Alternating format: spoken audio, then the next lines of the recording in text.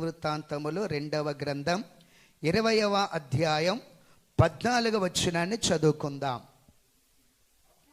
అప్పుడు మత్తన్యాకు పుట్టిన యెహూయేలు కుమారుడైన బెనాయాకు జననమైన జకరయ కుమారుడును ఆసాపు సంతతివాడును లేవీయుడునగు యహాజియేలు సమాజములో ఉండెను.